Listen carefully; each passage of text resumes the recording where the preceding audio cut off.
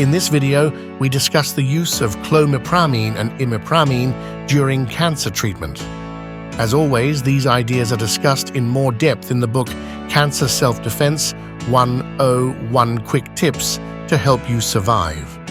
All citations for studies quoted in this video can be found in the book's bibliography at cancerselfdefense101.com.note. This video is intended as information, not medical advice. It is not intended to treat, diagnose, or cure any disease. Any medical advice should come from an appropriately credentialed medical professional familiar with your unique circumstances. Clomipramine is a tricyclic antidepressant used for the treatment of obsessive-compulsive disorder, panic disorder, major depressive disorder, and chronic pain. It is on the WHO's list of essential medications. Cancer cells often have damaged cell membranes. The process that they use to repair these membranes is called macropinocytosis. In 2018, 640 FDA-approved compounds were screened to identify the most effective macropinocytosis inhibitors.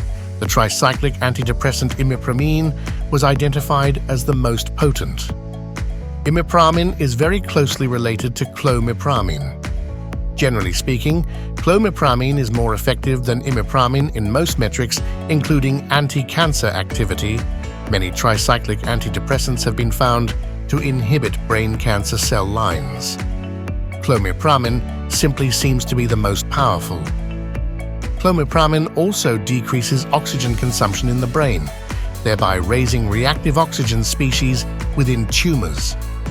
It has killed cell lines for glioma, neuroblastoma, liver, bone, leukemia, lymphoma, ovarian cancers, and more, as well as small cell lung cancer stem cells. It has been shown to be synergistic with many cancer medications, including imatinib, dexamethasone, and verapamil in a treatment-resistant mouse model. It is also very selective for cancer cells without damaging healthy brain cells. Importantly, like all psychiatric medications, Clomipramine passes the blood-brain barrier. It has a long half-life of 24 hours and is stored in high amounts in the brain and lungs. The side effect profile is moderate, with the most common side effect being sleepiness, with 17% of patients. It has also been shown to be lethal to cancer even at low concentrations. A retrospective study showed that Clomipramine reduced the likelihood of developing a brain tumor by 40% to 50% depending on the dose, and 64% for patients taking the drug long-term. There is only one clinical trial regarding the efficacy of Clomipramine against cancer in humans. Over a 4.5-year period, 26 patients with glioma were prescribed Clomipramine as an adjuvant to their conventional treatment. 5 patients, 19.2%, showed disease progression, while 21 patients, 80.8%, showed a partial response. The median survival was 27 months, which is favorable compared to historical controls. Only 1 patient withdrew from treatment due to gastrointestinal side effects. There is also ample anecdotal evidence that Clomipramine has beneficial effects in humans.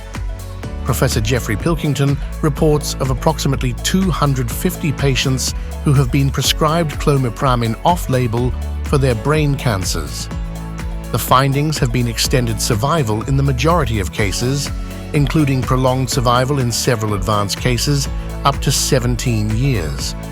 There is also clinical evidence for Imipramine, the close relative of Clomipramine. 15 people with small cell lung cancer for whom first-line treatment had not succeeded were either prescribed Imipramine along with standard of care or not. All were smokers. The median survival of the Imipramine group was 22 months versus 13 months in the not prescribed group. A case report also describes a man with widely disseminated lung cancer who checked into a psychiatric clinic with severe depression. The doctors treated him with Imipramine, as they were aware it had effects in lung cancer. The patient survived over 7, still going at time of publication, years, and the tumor in his lung was smaller than when he first presented to the psychiatric department. The man's oncologist had said that the cancer would be fatal.